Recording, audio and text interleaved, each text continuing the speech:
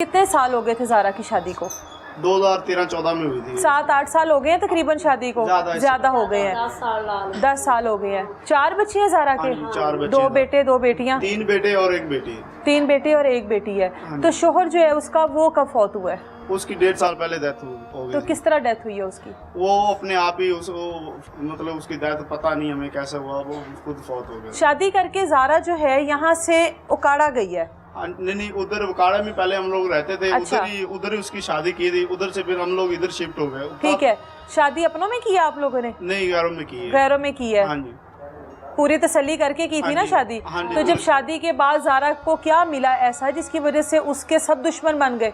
शादी के बाद उसके बंदे की डेथ हो गई, किसी की लड़की वो भगा के ले गया। उन्होंने खुद ही पता नहीं क्या हुआ, हमें नहीं पता। हम लोग तो इधर थे अपने घर में, काम में बिजी थे। वो ले उसकी डेथ हो गई, हमें फोन है। मतलब उसके शोहर का कहीं और ताल्लुक था? और ताल्लुक था। ठीक है। और किसी लड़की से। ठीक और है। ज़ारा जब इधर से फिर ये जो छोटे छोटे बच्चे हैं उसके बंदे की डेथ हो गई, हम लोग ले आए। देवर अच्छा। का भी कहता, कोई तार बत्ती की काट देता था, कोई खाने को नहीं देता था, कोई पानी। देवर तंग करता था भाभी को?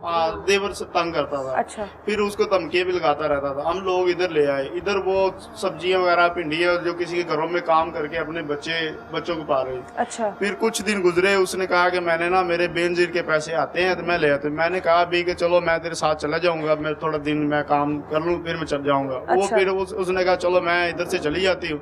वो इधर से गई है। और जो उसका देवर है और उसका वही आशिक, उसका नाम है मोहम्मद आशिक। अच्छा। उन दोनों ने रल के, एक ने भुगता जो जिसे टोका बोलते हैं वो दिया है, और मेरी बहन जो है अपने बड़े जेठ के घर में लड़कियों के साथ अंदर कमरे में सो रही। अच्छा। वो तकरीबन रात 12-1 बजे तक सोई है, और 2:30 बजे का ये वाकया है। वो सोई हुई थी, उसके मुंह के ऊपर उन्होंने वो टकवे मारे। मारने के बाद वो लड़के को उसकी जो बड़ी भाभी है उसने देखा है, उसने पकड़ा है, उसने आगे उसको भी टकवा मारा है। उसके पास लात पे अभी भी लगा हुआ वो टकवा जो उसने मारा था। अच्छा। मेरी बहन के मुंह पे, ये बाजू, दाएं हाथ, मुंह पे सारे उसने टकवे मारे हैं। छोटा बच्चा जो है ना, ज़ारा का, जो 5 साल का, वो उसके सीने के पास ही पड़ा, मतलब उसके बाजू के पास हो रहा था। बाजू के ऊपर ही सो रहा हाँ। था। उसने टकवे मार के वो फिर भाग गया, फरार हो गया उधर से। अभी हमें कुछ भी नहीं मिला। वो जो जिसने टकवा दिया था वो ही बस पकड़ा गया। हमें कोई कुछ रिस्पॉन्स मतलब नहीं मिल रहा। कोई वो लड़का अभी पुलिस जाती है, रेड शेड मारती है। दोनों ने मारा है। उस बाद हम सानू वो आदमी नहीं मिल रहा है। डिमांड क्या थी देवर की ज़ारा से? डिमांड कहता था कि ये जो जगह है ना, 5 मरले का घर और एक प्लाट था 5 मरले का और बड़ा, वो कहता था इन दोनों के जो ना अंगूठे वगैरह लगवा दो। अच्छा। ये हमें दे। उसने कहा कि मैं दे देती हूँ, मेरे बच्चों का क्या बनेगा, कि मैं अकेली, और अब तो हम लोग तो ना खर्चा कोई देता है, कुछ भी नहीं देता हम लोग। तो मैं इधर मेहनत मजदूरी भिंडियाँ काट के, और ये घर कहाँ से आया था? ये घर उसके देवर उसके आदमी का था। उसके शोहर ने दिया ना? फिर तो ज़ारा का हुआ ना, उसका हक है, उसके बच्चों का हक है सबसे पहले उसका। हाँ जी। अच्छा। वो धमकी लगाता रहता था लोगों को, कहता रहता था उनको, मैं ऐसे कर दूंगा, मार दूंगा, इसकी हालत बिगाड़ दूंगा। वो वही जो 2:30 बजे का टाइम था, उसने उसका मुंह सारा ही आप लोगों ने देखा ही है। जेठ के घर में ज़ारा मौजूद थी। जेठ का घर आप बता रहे हैं बस्ता घर है, तमाम लोग मौजूद हैं। घर के अंदर कोई दाखिल होता है रात के अंधेरे में, मार कर चला जाता है, कोई चीखो पुकार नहीं होती, कोई शोर शराबा नहीं होता। हाँ जी, हुआ है सब कुछ। उसने टैग की उसके मुंह के ऊपर गया, उसकी आवाज ही नहीं निकली। इधर से जुबान भी कट गई, सब कुछ आप लोगों ने देखा, आपको मैं तस्वीर दूंगा। जुबान भी कट गई, उसका सर भी कट गया, और ये बाजू दाया हाथ उसका काटा गया। ये उनके 4 बच्चे हैं, ये छोटे छोटे बच्चे हैं। इनको बेचारी बाप इधर काम करके, एक बच्चे को साथ लेकर गई थी। ये बच्चा साथ में, ये बच्चा साथ था। ये बच्चा ठीक है, इसको तो नहीं कोई चीज लगी? कुछ भी नहीं हुआ। जब इसको उठाया ना उन लोगों ने, ये खून से फुल, माँ के खून से बच्चा भरा हुआ था। ये बच्चा कहता है मुझे क्या लगा है। उन्होंने फिर बताया नहीं कि आपकी माँ का खून है। उन्होंने दवा साइड पे कर दिया उसी टाइम। वालदा को दे माइक। ਅਸੀਂ ਮਰੇ ਤੇ ਗਏ ਮਰੀ ਤੇ ਜਦੋਂ ਮੈਂ ਅਸੀਂ ਬੇਟੀ ਦੀ ਇਤਨੀ ਸਟੇਰੀ ਥੱਲੇ ਖੂਨ ਦੀ ਲੱਗੀ ਵੀ ਸੀ, ਮੂੰਹ ਵੇਖਿਆ ਤੇ ਮੈਂ ਬੇਹੋਸ਼ ਹੋ ਗਈ ਵੇਖਦੇ। ਮੈਂ ਅੱਲਾ ਸੋਹਣਾ ਤੂੰ ਕੀ ਕੀਤਾ ਹੈ? ਨਿੱਕੇ ਨਿੱਕੇ ਬੱਚੇ ਨੇ। ਫਿਰ ਉਹਨਾਂ ਨੂੰ ਚਾਟਾਂ ਮਾਰੀਆਂ ਸੀ। ਮੈਂ ਕਿਹਾ ਤੁਹਾਡਾ ਨੇ ਕੀ ਵਿਗਾੜਿਆ ਹੈ? पिंड ने भी सारे क्या ना कहना, बहुत ज्यादा बच्चे के साथ की, पहले भी करते आए ने, हुण फिर भी करते रहे ने।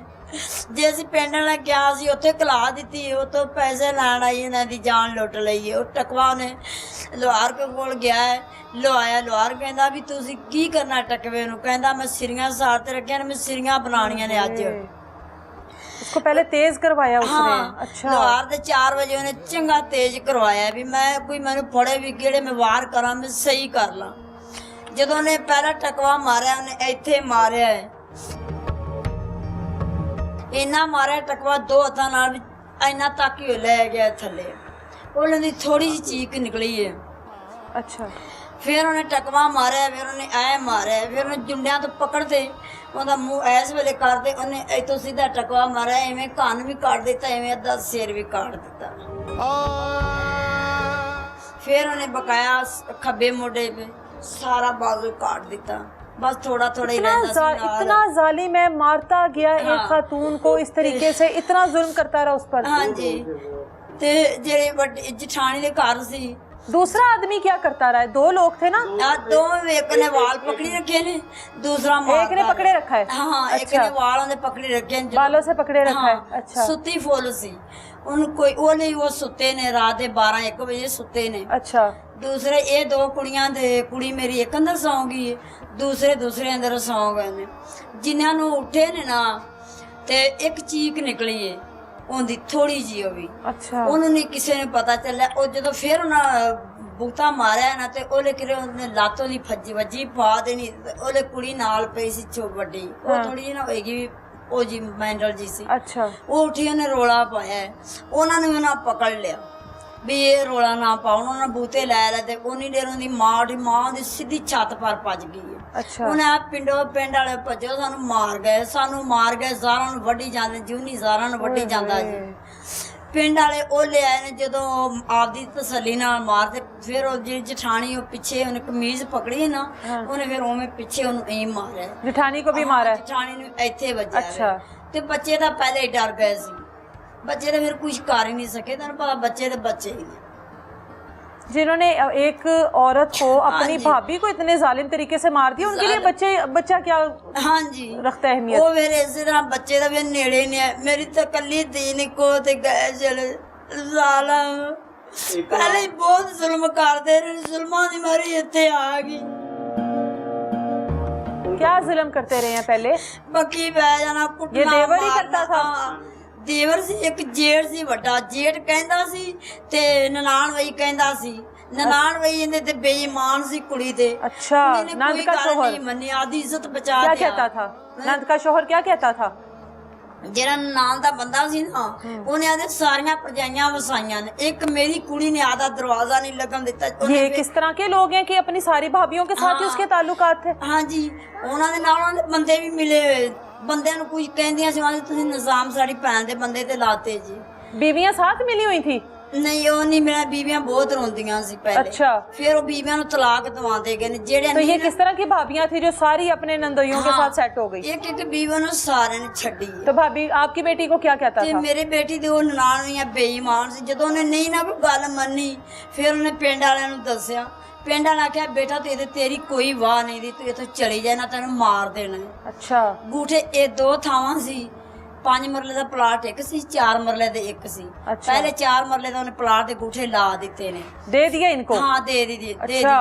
फिर जेडे 5 मरले के प्लाट दे विच जिहदे बैठी सी, उहदे गूठे लवाउण चली सी। जिहदे घर मरी ओ जेठ नूं पता लग्या लाहौर बैठन। अच्छा। उन्हें आख्या बेटा ये ते ना चक्की करदे पे ने, झूठ मार रहे ने, ते थां ते गूठे ना ला दे, तू कल नूं किधर जाएंदी, हाँ कित्थों तक रुलेंदी। हाँ। उहने उत्थे पिछे जा तैनूं वापस करा देंदा। अच्छा।